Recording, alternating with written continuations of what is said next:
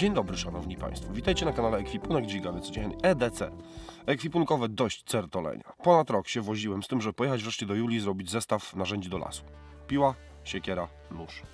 Tak też dzisiaj zrobiłem, o 7:30 wyrwałem. Wydałem 118 zł i 31 groszy. Trochę mniej, ponieważ jako ekspert mam Jule Pro i dostałem rabatu chyba 3 zł. Zakupiłem nóż Kajoba. Kupiłem też siekierkę za 30 chyba 9 zł i piłę za 21 zł i wrzuciłem zdjęcie, że jadę się pobawić jak za starych dobrych czasów, zobaczyć co to warte i ponarzekać. I ktoś wrzucił: o, jedź jeszcze do Lidla po nóż, bo nóż, bo nóż. Dobra, pojadę po słodyczki. Jak będzie, to wezmę. Chyba popularny, bo znalazłem ostatni. Były scyzoryki, noże z rękojeścią z brzozy chyba. I 24 zł albo 29 zł. 24 zł i 90 groszy kosztował nóż z zintegrowanym krzesiwem. Czyli taki jak Mora Spark. Grzebałem w koszu 3 razy i znalazłem ostatni. Obawiam się, że nie ma sensu, żebyście szukali, nawet jak się ktoś podjara, że 24 zł to właściwie jak za darmo, a to uczciwa cena, chociaż trochę drogo. Sprawdziłem, czy jeszcze można kupić online, bo sklep Lidl ma też sklep online. Lidl mnie nie sponsoruje, ani Jula mnie nie sponsoruje, ani żadna inna firma nie sponsoruje. Jeszcze się nie znalazł godny sutener, żeby tradycji stało się zadość. Film jest niesponsorowany, kupiłem to za własne pieniądze, mam paragony, jakby co mogę pokazać. To znaczy z Julii mam fakturę, bo jestem ekspertem. Te noże nie mają przebiegu u mnie, bo dopiero będę je razem z wami odpakowywał i razem będziemy się bawić. Ale niestety tylko ja się spocę pewnie, albo i pokaleczę. Recenzją to ciężko nazwać, bo nie będzie wiarygodnych, długotrwałych wrażeń z używania. Ale żeby to porównanie miało jakikolwiek sens, mam niezbędne przyrządy pomiarowe, czyli wagę, suwmiarkę i miarkę.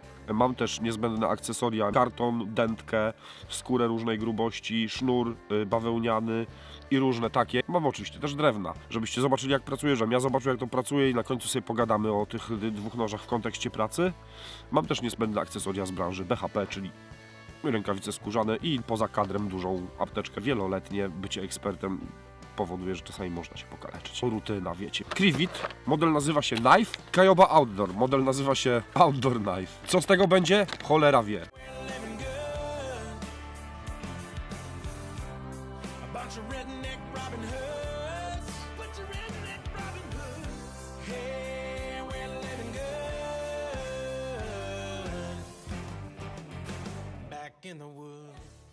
To co, najpierw odpakujemy tego z Lidla, czy z Julii?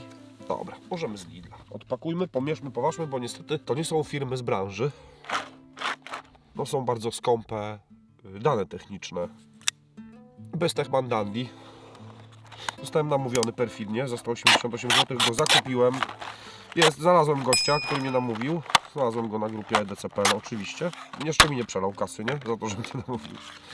Blister. Co tu pisze? Integrated fire steel in the handle for lighting fires outdoors. Includes a practical case with a clip for safe and easy transportation. Wiecie jak jest po litewsku nóż? Nie wiem czy będzie widać. O matko. Delta Sport Handels Kontor GmbH Germany. 3 lata gwarancji. Zobaczymy co oni tu za important information. To zamknę, żeby się nie pokaleczyć.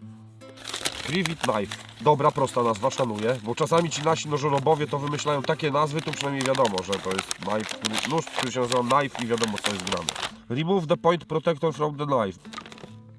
Make sure that the back of the blade as well as the fire striker are dry in order to be able to create sparks. 4 palec ucieka bez krzesiwa, lepiej tego nie zgubić. Jest gumowana rękojeść, za którymś razem się wyrobi, co?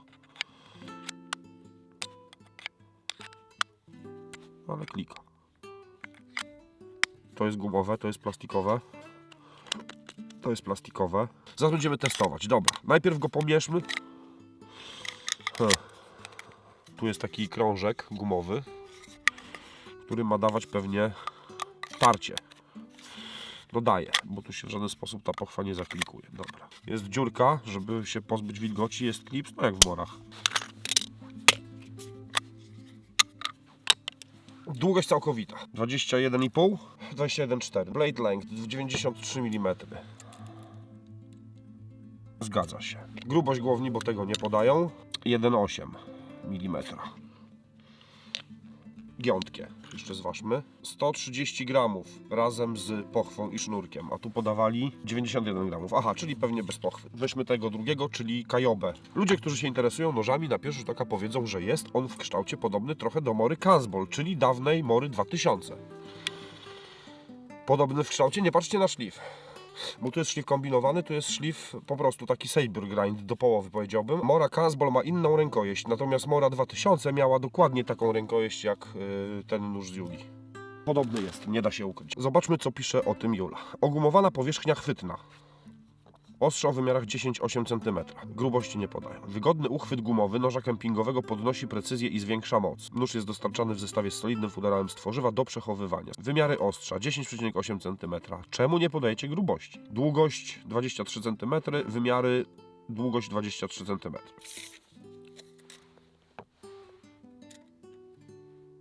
W 23 razem z tym. 22 bez dupki ostrego. 11, krawędzi tnącej 10,4. Grubość głowni 2,5 bym powiedział, że ma. A waga z pochwą. O kurde! Ciężki temat z wyjęciem.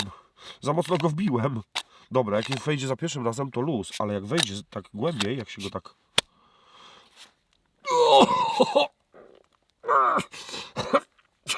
Jest bardzo bezpieczny. Pochwie!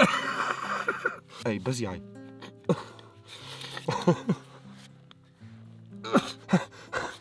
Oj, do przenoszenia możecie go włożyć na drugą pozycję, ale o Boże.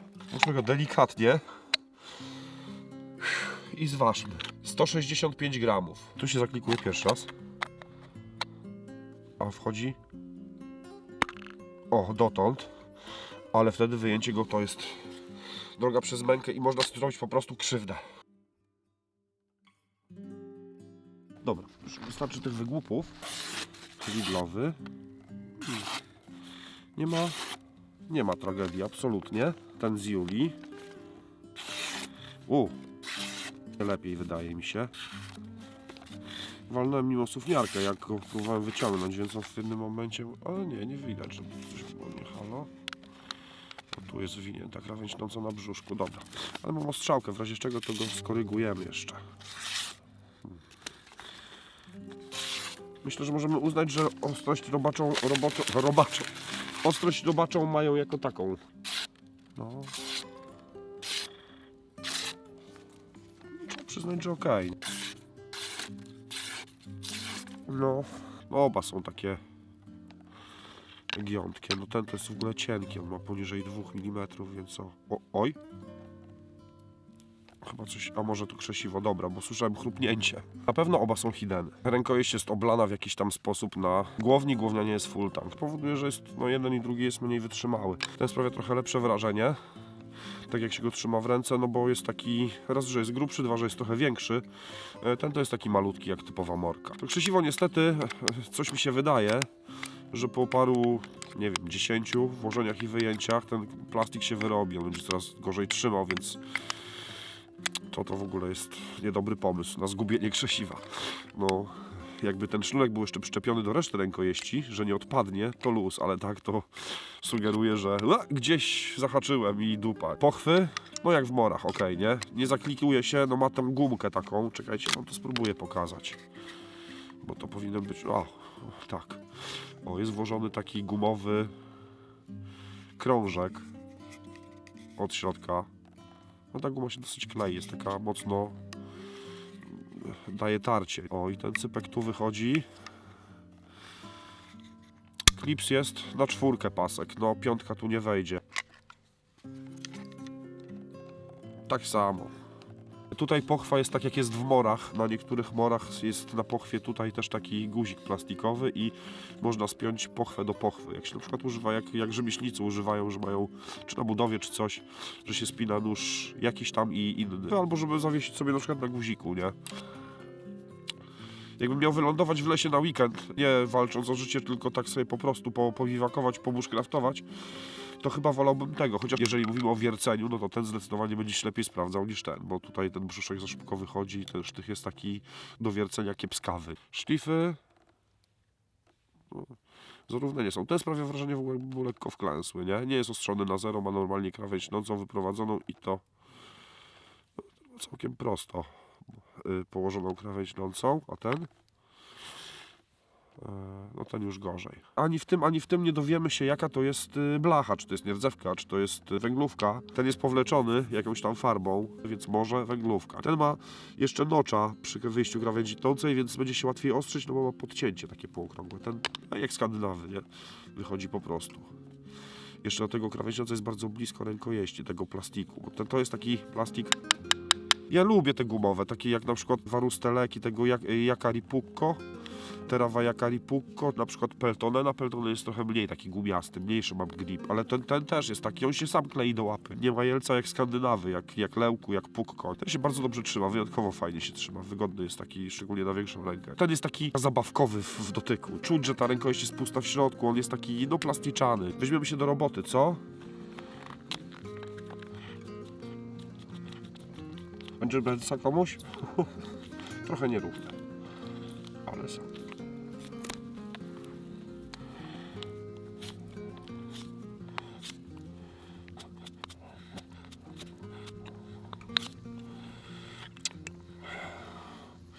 No to będzie wkurzające, bo mały palec wypina krzesiwo, przynajmniej w przypadku mojej łapy.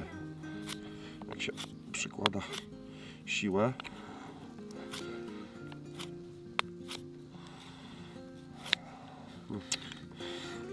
No, wypina się. Jak już się wypina przy palcu, to za chwilę będzie wypadać samo, moim zdaniem. Mogę się mylić, ale wydaje mi się, że tak będzie. Góra 5 mm.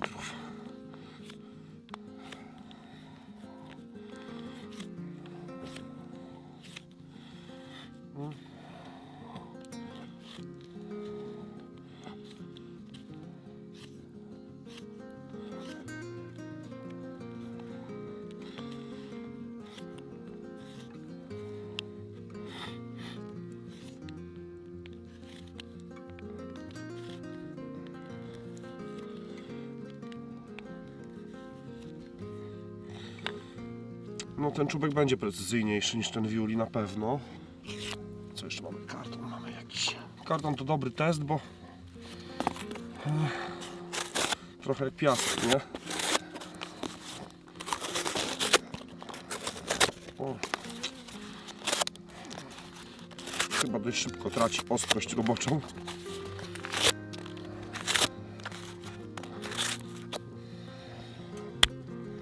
O, zakliknęło się krzesiwo. Krawędź się trochę powywijała. O, nie zobaczycie pewnie, ale tutaj jest powywijana krawędź. Dobra, weźmy tego julowego. Do takiego cięcia ten brzuszek jest też spoko.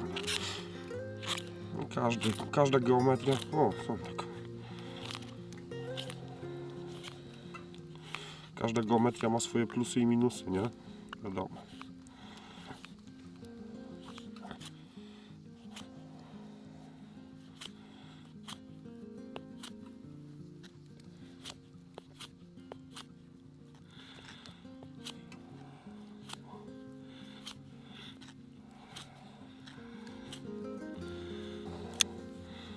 O, D2.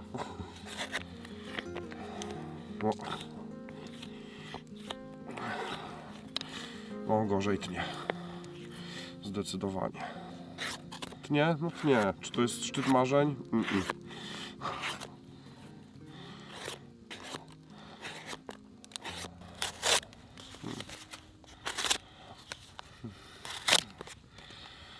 To nowe noże, nie?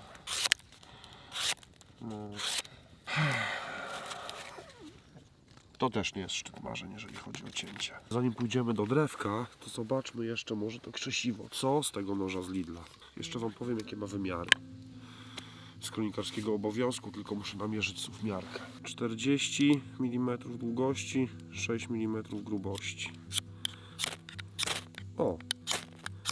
Całkiem przyzwoicie sypie. I grzbiet jest ok. Do krzesania, no. Trzeba przyznać, że spoko.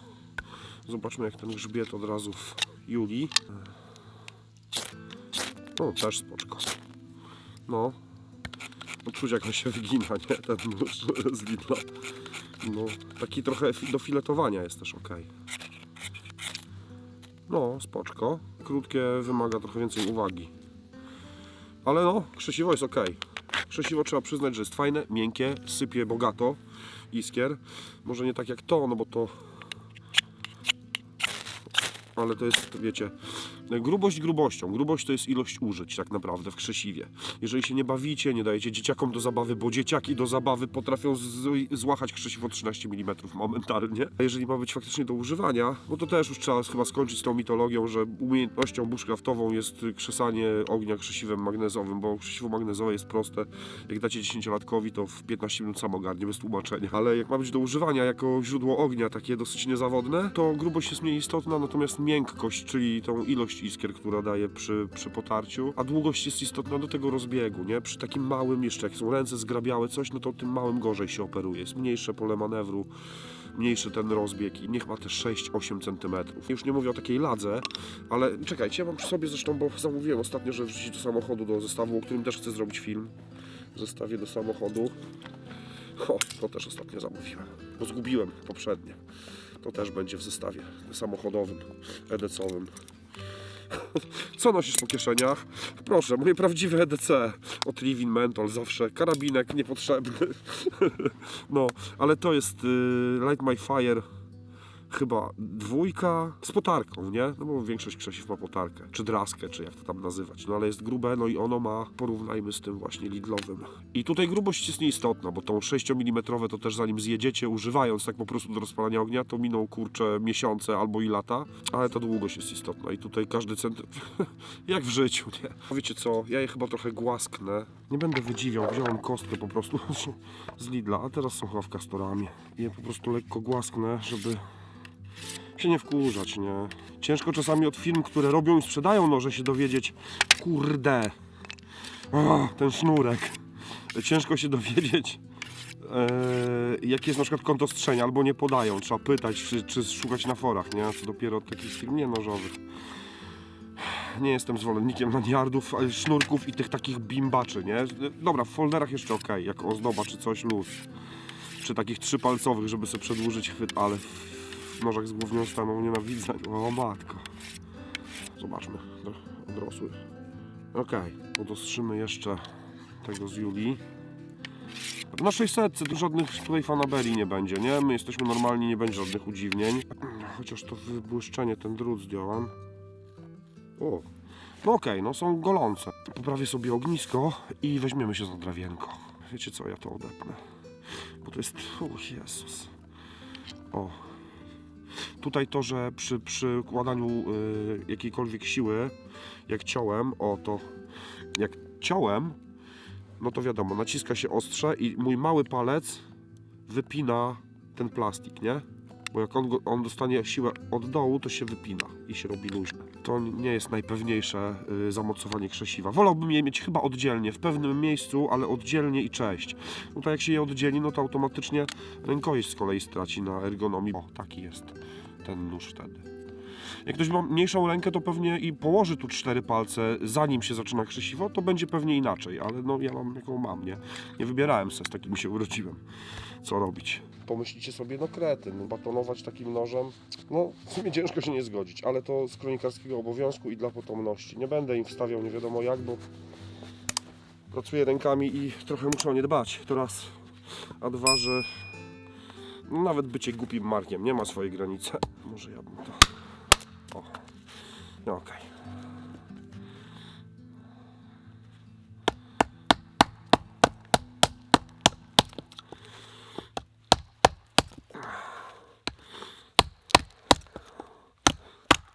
On się wygina. Skubaniec czuję pod łapą. On się wygina. Cały na pół gorzej, a pół na pół to już łatwiej. Jak w życiu.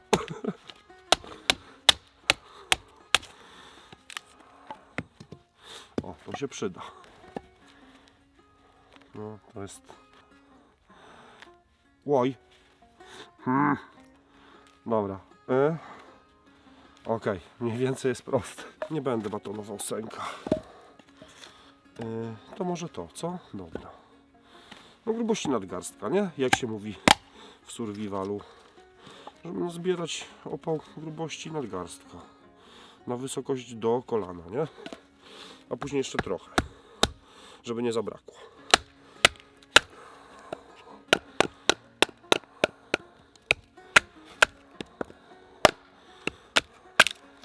Ten ma zapasu mocy zdecydowanie więcej. No, do ogniska. To nie jest zupełnie robota na darmo.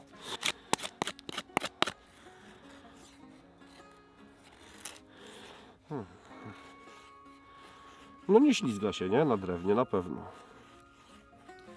Tego nie można mu zarzucić, że nie ma agresji cięcia. Ma fajną nawet.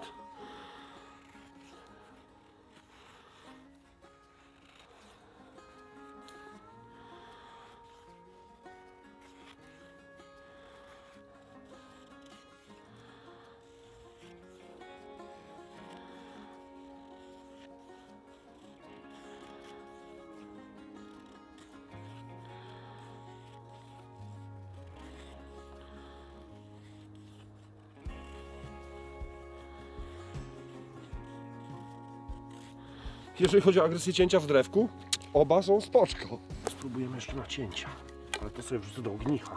Po co ma tu leżeć i siągnąć wodę? Trochę je potyrałem jeszcze w krzakach z czeremchą.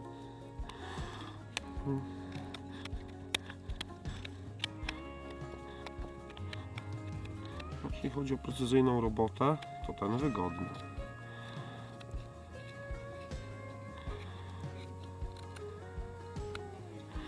Taką, gdzie nie trzeba wkładać większej ilości siły, no bo mówię, wtedy ja wypinam krzesiwo małym palcem, ale ogólnie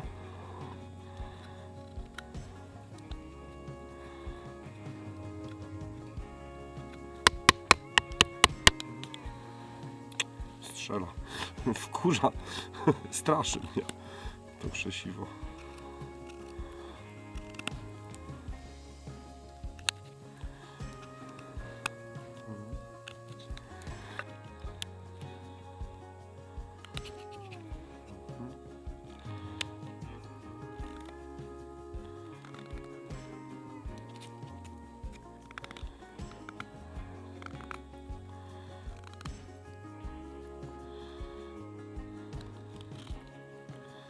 Brzuszek będzie do czego innego dobry, ale no do wiercenia nie będzie dobry. Ten będzie do wiercenia, będzie ok.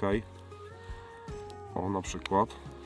Czyli na przykład łuk ogniowy, nie? Żeby sobie zrobić deseczkę do łuku ogniowego, łatwiej tym idzie zacząć. Dobra, to drewno. Jest taki dźwięk, którego lepiej nie słyszeć, jak się wierci nożem w drewnie. No tym to ciężej zrobić, bo on się za szybko robi szeroki, nie? I nim się wierci, bardzo ciężko. Gdzie za dużo zabierał, nie? Od razu. O to mi chodzi. Ale tu macie krzesiwo. Po cholerę robić łuk ogniowy, nie? I się męczyć parę godzin. Żartowałem, spokojnie.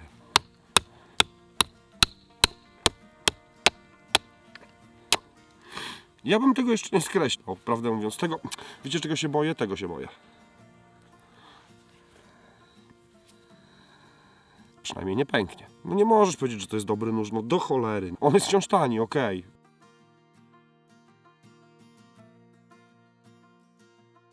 Nie powinno się to mówić, że to jest nóż outdoorowy do pracy na świeżym powietrzu. Tak, do oskrobania sobie ziemniaka, do ostrzenia patyka, ale rozumiecie, o co mi chodzi. Chodzi mi o wasze łapy głównie.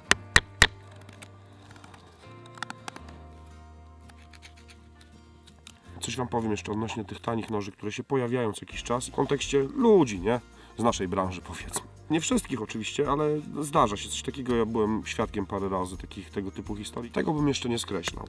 Tego już muszę porządnie wyprostować. Schowam je do pochew i sobie pogadamy jeszcze na koniec. Co wy na to? Jaki z tego morał, moi drodzy? Czasami się uda trafić coś wow, a czasami się dostaje to, za co się zapłaci. Tego noża miało nie być. Miał być ten w zestawie z piłą składaną Hard Head i toporek się nazywa Metz Tools. Ale to będzie za chwilkę. A to wynikło spontanicznie przez jednego człowieka z komentarza. Postaram się być delikatny i najbardziej uczciwy jak potrafię. Czy ten nóż jest do niczego?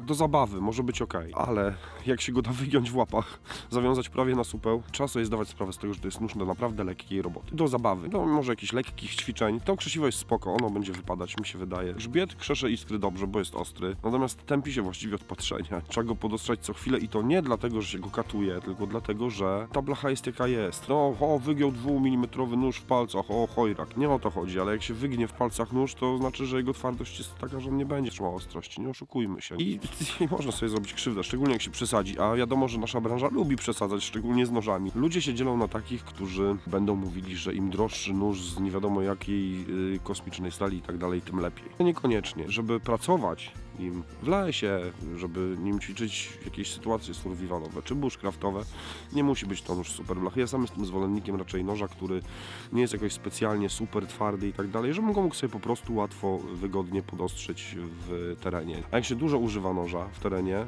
długo i nie wraca się do domu na przykład na drugi dzień, tylko się jest w terenie kilka dni. Ja nie mówię o wyjeździe na rok, nie, w tajgę. Ja mówię o tygodniowym pobycie w górach. Jeszcze w naszym stylu, czyli biwakowanie na dziko, robienie żarcia, wydziwianie z drewnem, robienie bardzo często bardzo wielu rzeczy niepotrzebnie nożem, ale żeby się pobawić, żeby poćwiczyć i tak dalej, i tak dalej. One się tępią, nie ma blachy, która się nie stępi. Jedna się stępi wolniej, druga szybciej, ale stępi się każda, więc lepiej, łatwiej sobie go podostrzyć, podgłaskać w terenie jakąś terenową strzałką, niż się męczyć, nie? Poza tym tępy nóż jest niebezpieczny, koniec i kropka. Ludzie się dzielą na takich, którzy powiedzą, że nóż jak nie kosztuje 1000, to ja bym do lasu nie poszedł. Są ludzie tacy, którzy ważą jakość, poczytają sobie o blachach, pomyślą sobie, mają jakieś doświadczenie z używaniem noży, wiedzą, że taka rękojeść, taki szlif im pasuje bardziej, taka długość czy inna. Im więcej się używa noży, jak jeszcze się ma szczęście i się może używać się różnych noży, no to się wyrabia w sobie swoje preferencje, nie? Ten jest wygodniejszy, ten mniej wygodny, taką mam łapę, ten będzie się lepiej trzymał i tak dalej. Blacha to samo, nie? Jestem gapa, wolę nierdzewkę.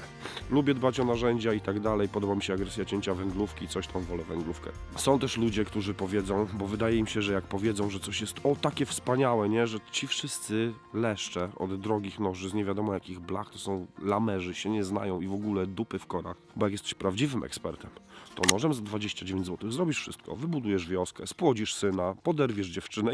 Proponuję inaczej zbudować fronton teatrzyku. Jak się chce być ekspertem, to trzeba dużo ćwiczyć, a jak sobie potniesz łapę albo pierdykniesz, jak sobie tylko potniesz łapę, załatasz i się zagoi, to luz pół biedy. Najmniejszą biedą jest jak tylko zniszczysz nóż. Czy on kosztował 5 zł, 50 zł czy 5000 zł, to pół biedy. Nawet jak jesteś biedny i odkładałeś na niego 3 lata, jak się zniszczy rękę, typu się ją potnie i się ją połata, poskleja steri-stripami, to pół biedy. Dlaczego tak mówię? Bo mogę, bo mam duże doświadczenie ze steri-stripami. Jak się potnie łapę tak, że pójdą ścięgna, albo się nie daj Bóg zdarzy masywny krwotok, a do domu albo do szpitala daleko, to wtedy jest prawdziwa bieda. A jak się będzie używać narzędzi niegodnych zaufania, droższych, tańszych, obojętnie, z nadzieją, że się nic nie stanie, to się jest nadmiernym optymistą moim zdaniem. A z tym nożem się jeszcze spotkamy, też się szybko tępi. To nie jest najlepsza geometria, ale ja bym go jeszcze nie skreślał. I to nie jest, że się czepiam Lidla, absolutnie. Zresztą tą kostkę, którą widzieliście dzisiaj, na której podgłaskiwałem, to jest kostka z Lidla, która ma lat, o matko, z 8. Naostrzyła więcej noży niż niejeden rzemieślnik zrobił. I to nie dlatego, że rzemieślnicy są mało wydajni, tylko dlatego, że po prostu ta kostka, ona naostrzyła 1000 noży 100%. I to był wyjątkowo dobry zakup. Niektórzy śmieszkowali z piły z Lidla. Pamiętam piłę z Lidla, byłem orędownikiem piły z Lidla, bo to były świetnie wydane, chyba z 18 zł. Wiadomo, że to nie było Silky Big Boy za prawie 400. Ale jak ona się za 18 zł po czasie stępiła, się wypieprzało, brało się nową, a nie trzeba było za prawie 200 wymieniać brzeszczota. To jest proszenie się o kłopoty moim zdaniem. Na rybki, na działkę czy coś do pocięcia, do obrania pomidorka, zastrugania patyka, on może robić robotę. Tu się dostaje to, za co się płaci. Płaci się mało i dostaje się mało, no niestety. Trzeba też pamiętać o jednym. Jak się kupuje coś, ja nie mówię o sobie, bo nagrywam recenzję noży, ale nawet jak się jest użytkownikiem, zachwala się tego typu rzecz, bo się ją kupiło i się wyjęło w domu, spojrzało, wow, całkiem ostry, ma krzesiwo, kosztował 3 dychy, patrzcie, jaki super zakup, w ogóle te leszcze, co używają drugich noży, to się nie znają, zobaczcie. Ale jak wrzucasz coś takiego i ludzie na przykład to przeczytają i dzięki twojemu poleceniu też zamówią i zaczną go używać i komuś coś się stanie, to bezpośrednio nie, ale pośrednio jesteś odpowiedzialny za to, że ktoś może stracić paluchy. I to nie dlatego, że pojechał, walczył o przetrwanie i poległ, bo się nie znał, nie? Bo jakby się znał, to wiadomo, że tanim nożem by zrobił wszystko, wybudował wioskę i bla bla bla. Ja patrzę po sobie, nie? Pracuję rękami.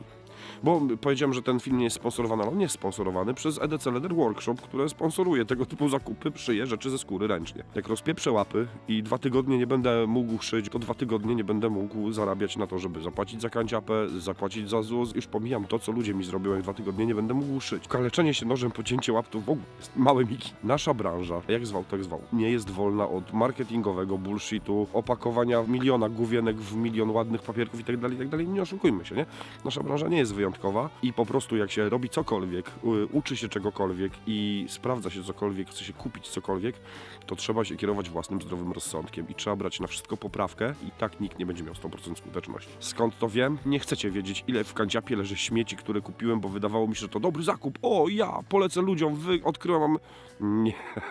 Nie, ale na szczęście tylko niektórym z nich zrobiłem sobie krzywdę. Wiecie co, ja mam ponad 40 lat i chodziłem do technikum. Nie wiem jak jest teraz, ale kiedyś było tak, że miało się 4 dni w tygodniu naukę, bardzo dużo matematyki, ogromnie dużo matematyki, ale raz w tygodniu miało się warsztaty. Teraz są demotywatory, a kiedyś były takie blaszane napisy i było tak. Albo będziesz stosował BHP, albo będziesz podcierał dupę łokciem. Co by się nie działo, komukolwiek nie uwierzycie, czy się zasugerujecie jakimś postem na Facebooku, czy się zasugerujecie recenzją na YouTubie, ulotką reklamową, gazetką, czymkolwiek, to nikt z tych ludzi, ani ja, ani człowiek, który robi gazetkę, ulotkę reklamową, tyłka wam nie będzie wycierał. Sami będziecie wycierać łokciem, jak coś spartolicie. Jak źle wybierzecie, to możecie skorygować wybór. Będzie wam się wydawało, że dobrze wybraliście i zaczniecie przeginać bagietę, to sami będziecie wycierać. Uważajcie na siebie. Nie jesteśmy jaszczurki, ani ogon, ani paluchy nam nie ogras... Na ogony też uważajcie w ogóle, nie?